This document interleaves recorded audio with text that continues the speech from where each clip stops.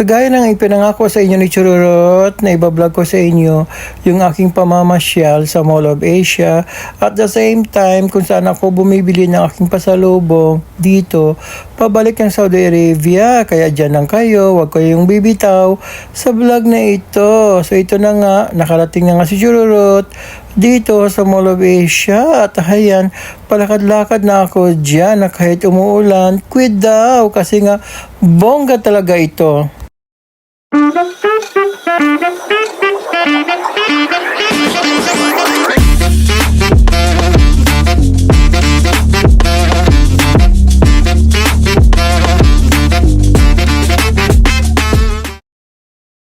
Ito na nga at kinunan ko ng video coverage itong mga food cart sa labas ng Mall of Asia. Kaya kung ikaw, malayo pa ang pinanggalingan mo at nakaramdam ka ng gutom, hayan, marami kang choices dyan, pangpapatid gutom baga.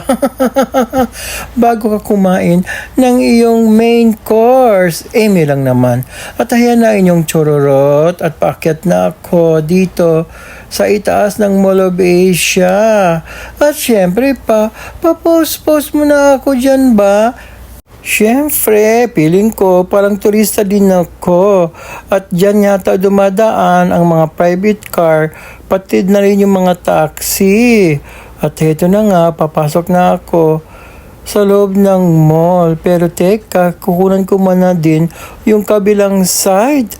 Nang sa ganon ay makita nyo naman yung itsura nito. Eto, palakad-lakad na kami sa loob ng department store.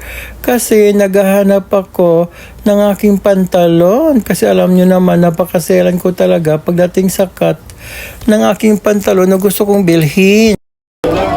Sana maganda yan o yung isa?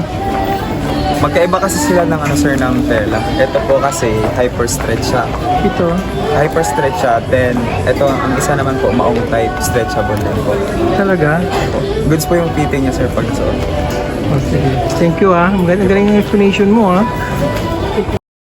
Dahil sa galing ni Kabayan na mag-sell stock, ayan, nainganyo niya talaga ako na magtungki-tungki ng pantalon at hanapin yung cutting na gusto ko.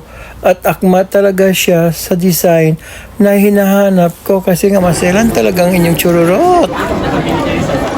Kabayan, thank you ha. Doon na kami sa counter 3, papaputol ko.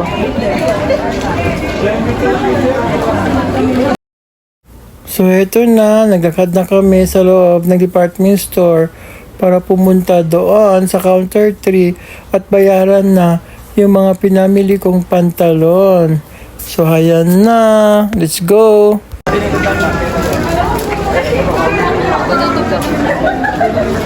Diyan ka lang sa gilid ko.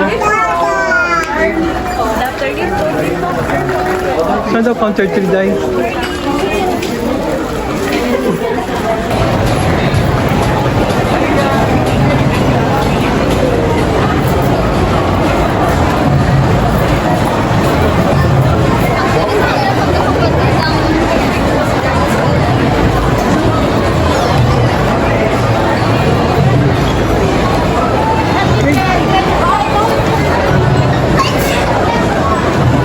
Since 12 na ngayon dito sa Pilipinas, hayan, puno ng tao ang loob ng mall.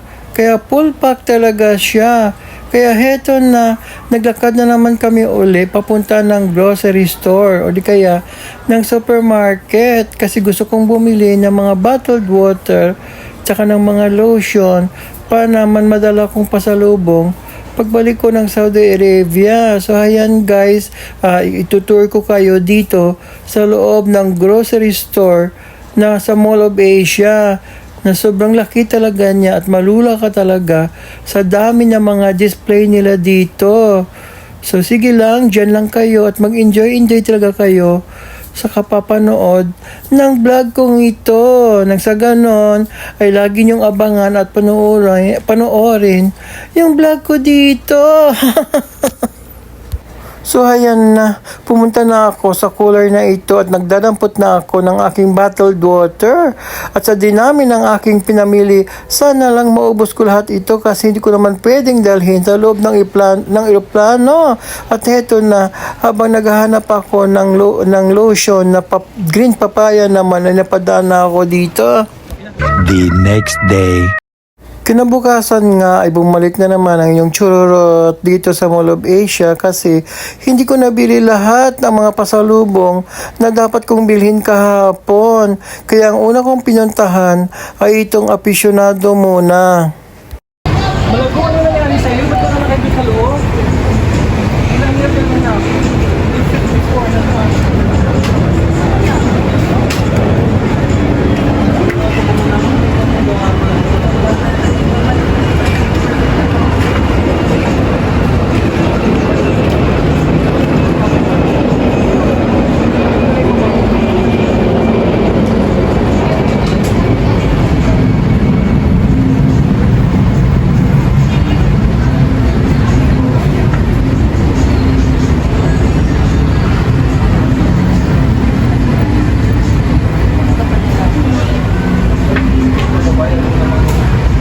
ay ito dahil.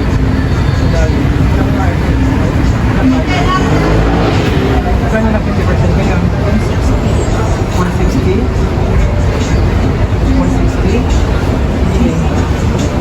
Lima. 160. Yung regular price, magkano? Ako bongga ha? Panalo pala. Saka kahit pa hanggang mga natin, umaangat si person pala. Dali pa barangay yun.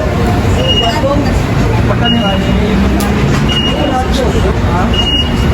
960? Kung hindi lang maganda, hindi ko kukunin yan tayo. Sige, kung maganda na kukunin sila.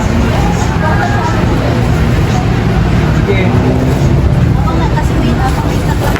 Ilang minutes na tayo?